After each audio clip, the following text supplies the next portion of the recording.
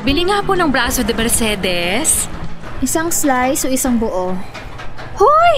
Lina, bruha ka! Akala ko talaga customer ka. Akala ko hindi mo na ako makikilala eh. Nakakalimutan ba naman kita?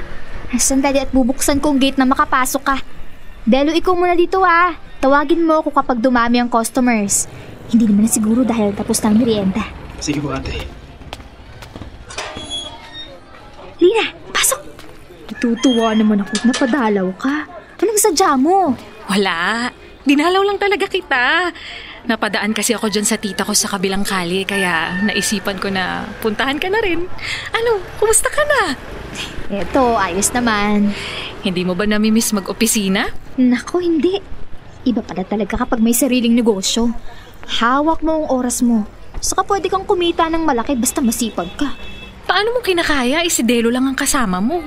Madali lang naman, basta may schedule. Gumigising ako ng madaling araw para magluto ng tinapay. Sakto lang para sa kayang ibenta maghapon. Gusto ko kasi araw-araw bagong tinapay. Sa tagal ko na nagtitinda, alam ko na kung gaano kadami ang bebenta sa isang araw. Tapos, ikaw din ang nagbebenta. Oo, kami ni Delo. Marunong na ding magluto ng tinapay si Delo. Taturuan ko na. Ay, kung nandito sana si Vergel, no? Sana natutulungan ka. Kaso wala. Bakit kasi hindi ka mag-asawa ulit? Ayoko na. Tama na yung isang beses. Baka hindi talaga para sa akin ang pag-aasawa. Nasanay naman na akong mag-isa. Saka, matanda na din ako, Lina. Para humanap pa ng bagong pag-ibig. May balita ka ba kay Vergel? Sila pa din daw ni Claire sa pagkakaalam ko. Hindi na din nagkaanak pero nagsasama pa din naman. Hindi ko na din masyadong inaalam kung anong bago sa kanila. Mas mabuti na yung ganito. Kanya-kanya na kami ng buhay. Matagal din naman na kasi simula nung nag-al sa balutan si Vergel, di ba? Ilang taon na nga ba? 5 taon. 5 taon na ang nakalipas nung iwan niya ako at tuluyang sumama kay Claire.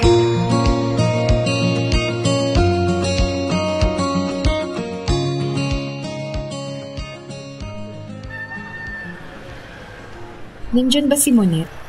Sino sila? Pakisabi, si Claire. Anong ginagawa niyo dito? Vergel? Ano nangyari sa'yo? Na-stroke, Monet. Paralyzed simula bewang pababa.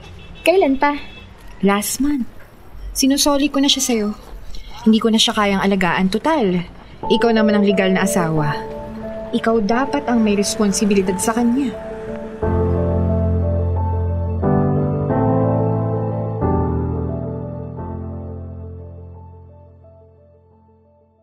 Naubos mo ang hinanda kong pagkain para sa'yo. Mabuti naman at mag-anak kang kumain. Masarap ka kasing magluto. Walang pinagbago. Gaya pa rin ng dati. Ang simple lang naman kasi ng mga pagkain na gusto mo. Kumusta? Nakatulog ka naman ng maayos dito sa sala? Oo naman. Hindi ka tumawag magdamag. Sabi ko naman kapag may kailangan ka, patunugin mo lang yan, Belle. Wala naman akong kailangan. Tuloy-tuloy naman ang tulog ko. Mabuti naman kung ganon. Monet? Ano yun? Hindi ba tayo mag-uusap? Ano bang gusto mong pag-usapan natin? Yung nakaraan, kung paano mo ako iniwan at ipinagpalit kay Claire, yun ba? Monet, patawad. Matagal na kitang pinatawad, Vergel.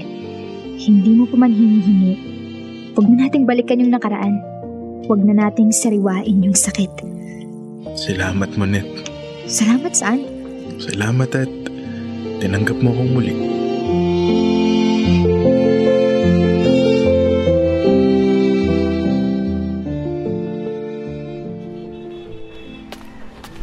Pahaba yung sermon ng pare. Medyo matagal tuloy yung misa. Oh, may bagong kahera? Baka tulong man lang kahit ganito lang. Malaking tulong po yung pagkakahan nyo, kuya. Ang hirap kaya mag-compute kung magkano ang sukli. Nako, human calculator yan. Galing sa math. O siya, kayang-kaya nyo naman ng dalawa. Iwan ko muna kayo. Magbibisa ako sandali.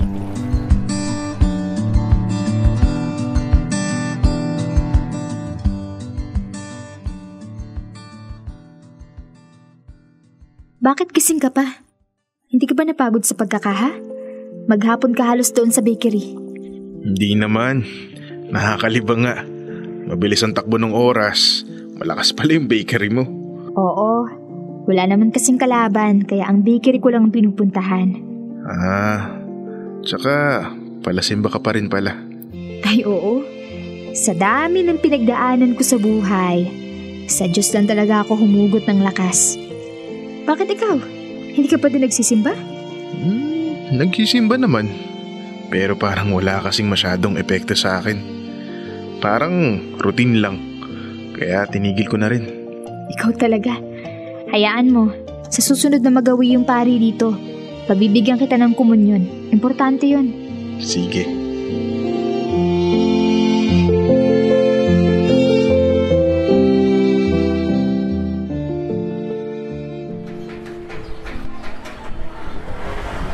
Oh, bakit ang daming tao sa kalsada? Magmimisa daw po yung pari sa looban. Sandali at puntahan ko nga yung organizer. Pakikiusapan ko na daanan si Verhel para mabigyan ng komunyon. O sige ate, ako munang bahala dito. Sandali lang ako.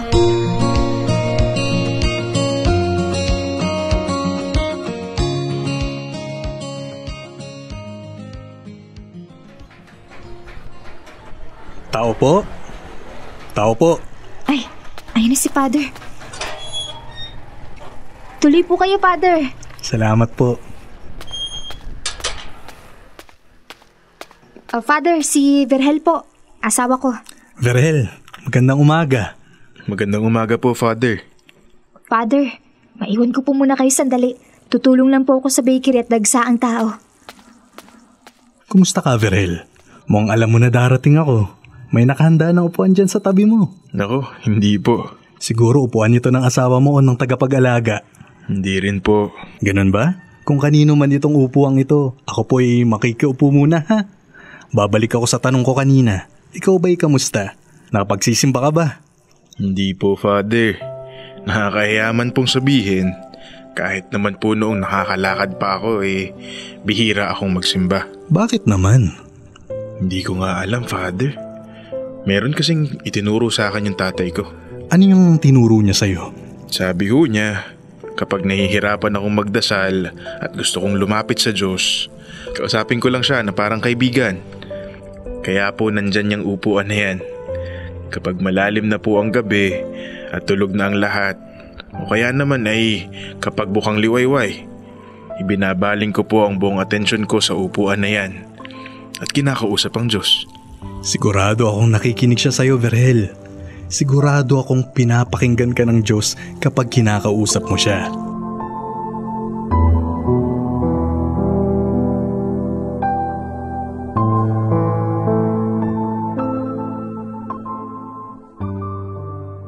Lord, ikaw talaga ha.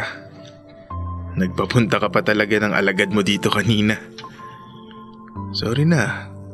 Sorry kung hindi ako nakakapagsimba. Alam mo naman na hindi na ako makalakad. Kung aalalayan pa ako ni Monet, nakakahiya naman. May hirapan pa siya. Lord, gusto ko ding mag-thank you pala. Alam mo, nung kadarating ko dito, ramdam ko yung pagkasukulam sa akin ni Monet. Hindi naman niya sinasabi o pinapakita pero nararamdaman ko. Para bang wala na lang siyang magawa kaya tinanggap niya ako ulit. Sa papel kasi, mag-asawa pa rin kami. Kargo niya pa rin ako. Pero nitong mga huling araw, nararamdaman ko na unti-unti nang lumalambot ang puso niya. Nakangiti na siya kapag kinakausap ako. Nung isang araw nga, niluto niya yung paboritong ulam ko. Noong nakaraang gabi nga, nakipagkwentuhan pa sa akin bago matulog.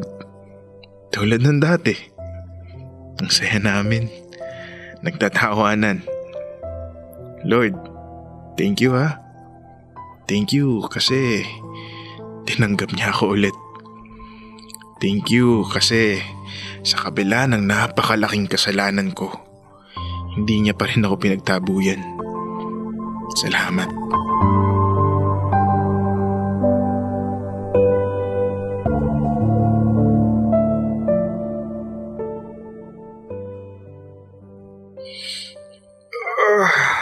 Ako, anong oras na? Nagising ba kita? Inayos ko lang itong kumot mo. Nakalabas na kasi yung dulo ng paa mo. Naman. Tinanghali ako ng gising.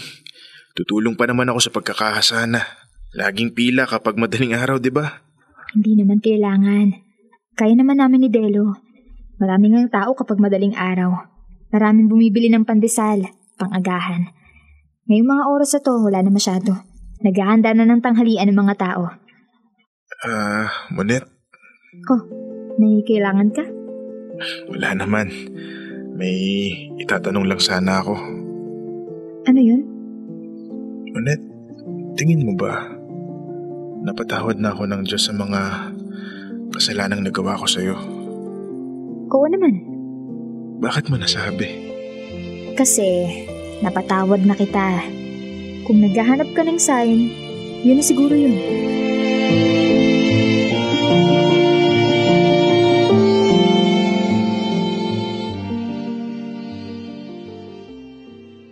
Gabi na, Monet. Aalis ka pa?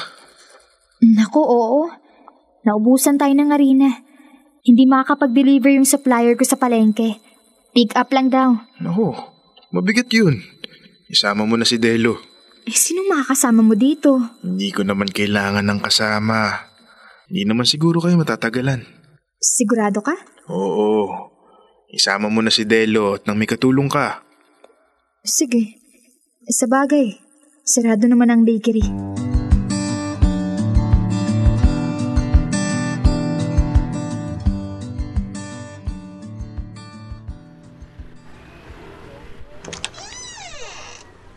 Dito na lang sa pinto, kuya. Kami nang bahalang magpasok. Salamat. Verhel? Verhel? Gutom ka na?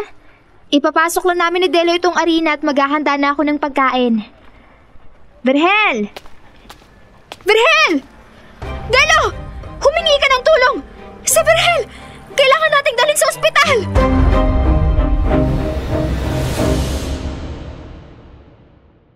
Thank you, Father.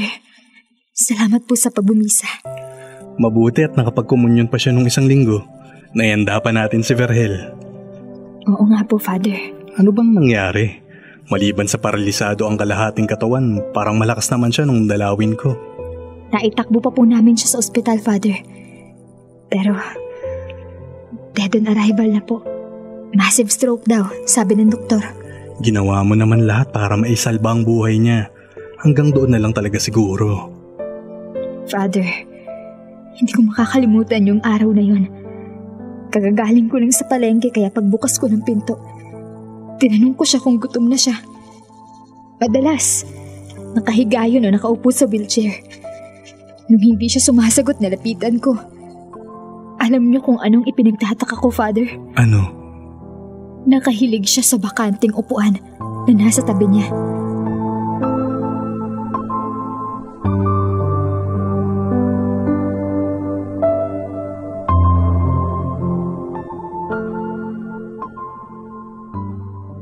Dear love, ipinaliwanag sa akin ni Father ang kahalagahan ng upuan sa tabi ni Verhel.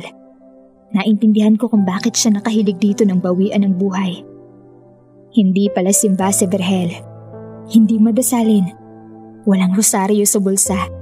Walang Biblia sa mesa. Pero nang dumating ang huling sandali ng kanyang buhay, tumunghay siya sa katabing upuan at nakipag-usap sa Diyos. Walang seremonyas. Walang dasal na mula sa aklat. Wala ring takot. Para lang siyang nakikipagkwentuhan sa matagal ng kaibigan. Marahil ay inisa-isa niya ang kanyang mga pagkukulang, ang mga taong nasaktan niya, ang mga sandaling siya ay nagkasala. Marahil ay hindi niya hiningi ang langit. Ang gusto lang niya ay mapatawad at maramdaman kahit papaano na may nakikinig. Sa mga huling sandali niya, hindi na mahalaga kung ilan beses siyang nagsimba o kung ilan beses siyang nagrosaryo. Ang mahalaga ay ang katapatan ng kaniyang puso. Ang bukas at tapat na pagharap sa Diyos. Hindi bilang alipin, kundi bilang anak. Hindi bilang banal, kundi bilang tao. Humilig siya sa bakanting upuan At marahil bago siya pumikit sa huling pagkakataon, ngumiti siya. Sa huling pagkakataon, nakipag-usap siya sa Diyos, hindi bilang obligasyon, kundi bilang kaibigan.